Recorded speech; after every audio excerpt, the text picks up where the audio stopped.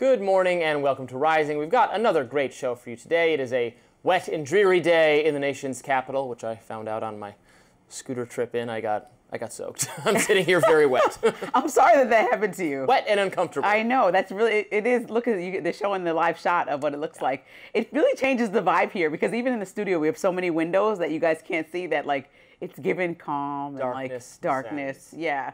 Well, coming up on Rising, I'll be discussing how CBS new ombudsman is a former Trump admin official. That's a giant red flag for me. Plus, the UK is cracking down on a famous artist over his new mural and might force him to reveal his identity. And Israel issued a strike aimed at Hamas officials while they're in Qatar. But first, Robbie, what is on your radar? Let's get to it. The main topic of conversation on social media continues to be the horrific killing of Iryna Zarutska, the Ukrainian woman who was murdered on a train in Charlotte, North Carolina last month. Now, we discussed the case on Rising yesterday, and we're going to get into some updates a bit later in the show. But right now, I just wanted to focus on one specific aspect of this, a common reaction that I've seen on social media, which was actually to criticize and condemn the other passengers on the train, the bystanders who did not intervene in time to help Zarutska. Now, we've already talked about the justifiable conservative outrage that this story did not merit mention by the national media, even though a one-off incident is frequently seized upon when it fits a liberal narrative. Think of all the attention the wrongful killing of George Floyd received from activists, from the Democratic Party, from the media. Think of the firestorm it caused. But this killing, which was no less horrifying than Floyd's death, and for being honest, arguably more horrifying given how utterly random and completely senseless it was, well, this is framed as an example of conservatives pouncing or seizing on a story that it's inconvenient for the left. Why on earth is this always the framing? Well, that's a question for a little bit later. As I said, right now I want to turn to a point I've seen many people make, including many conservatives make, and actually one I do not agree with. So Ben Shapiro, for instance, wrote this on X, 1 minute, 35 seconds. That is how long it was between Iryna Zarutska being stabbed in the neck by an evil and crazed psychopath and anyone doing anything. Many people stood by and looked apathetically at their phones. I understand why some commentators are looking to blame the bystanders because it's true. There was no one who immediately rushed to Zarutska's aid. But I think we're not putting what happened in context because of my own history. I'm always wary of these kinds of things. I first came to national media attention for debunking a viral video that appeared to show kids at the Lincoln Memorial harassing a Native American man. You know this is the Covington Catholic scandal. This video was selectively clipped and shot from a deceptive angle. This has taught me never to fully trust what we think we see on video. And indeed, it's important to remember that the viral surveillance footage of Zarutska's death is not what the bystanders saw. So I think it's important to go over what actually happened. And I'm not going to show the video, though you can go watch it online if you really want to. I'm going to describe what can be seen in that video. And if that's not something, by the way, you want to hear about, you should probably just skip the rest of this radar. Now, what happens is that DeCarlos Brown, the suspect, is sitting behind Zarutska, stands up, and without warning, stabs her repeatedly in the neck. He then walks away. Now, there are people sitting around Zarutska, but unfortunately, her wounds are on the side of her neck that is facing away from the aisle.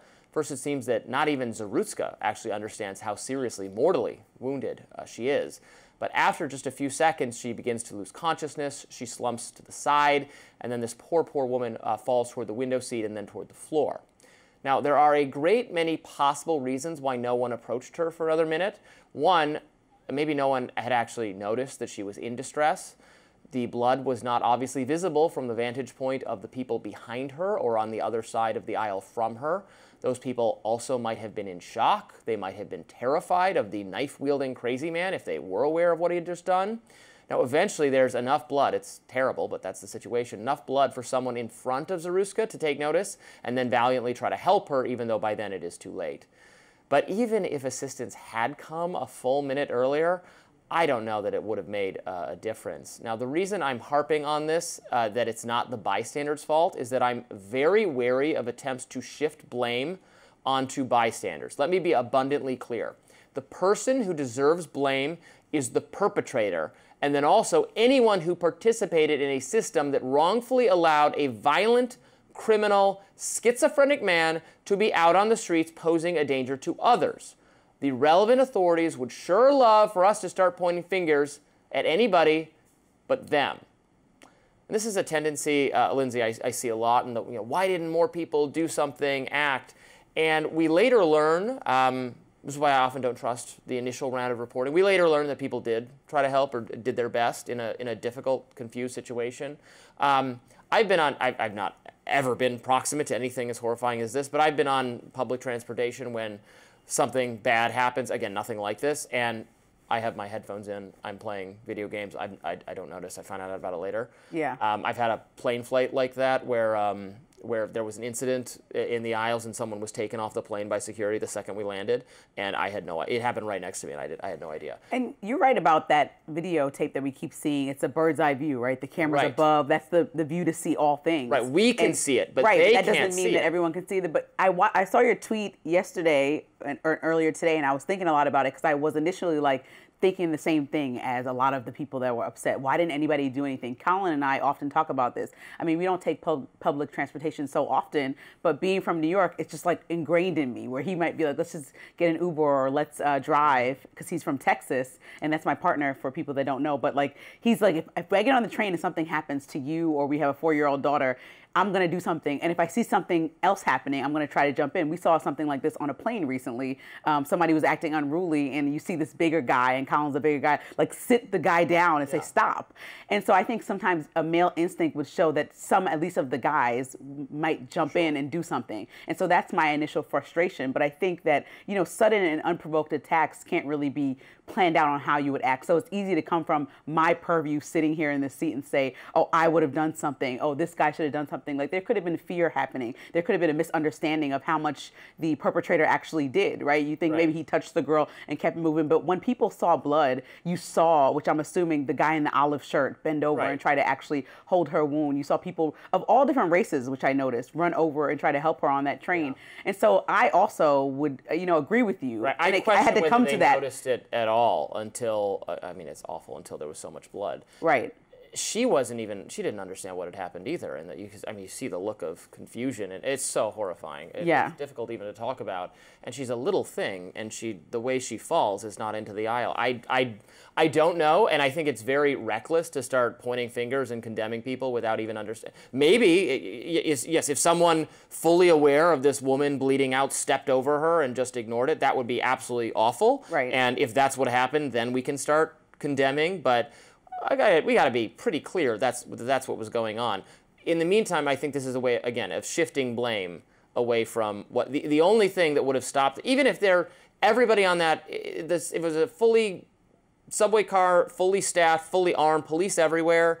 That was sudden and quick. You are not going to stop that. The way to stop that was to have a person who is violent and schizophrenic, whose family members have repeatedly reported him to authorities, who has been in prison, who's had 14 prior arrests, encounters with police who try to get him mental health resources, but if you can't force him to take it, it's not going to do any good.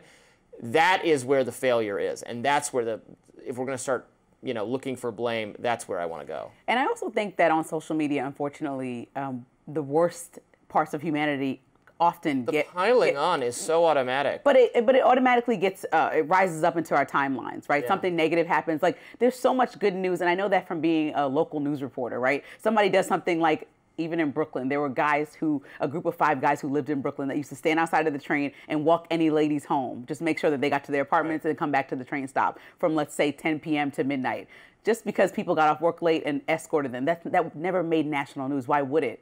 Because we don't cover stuff like that. So I think like social media sometimes emphasizes the worst in humanity, and I still believe that see something, say something sometimes works. And also they're just good people that do jump in, and we see it often, and it will never make these headlines, but also it's not as egregious as this, so it's not something we talk about every single day. So I just don't want people to get misconstrued like we've just gone down this rabbit hole and write think pieces about how terrible Americans are.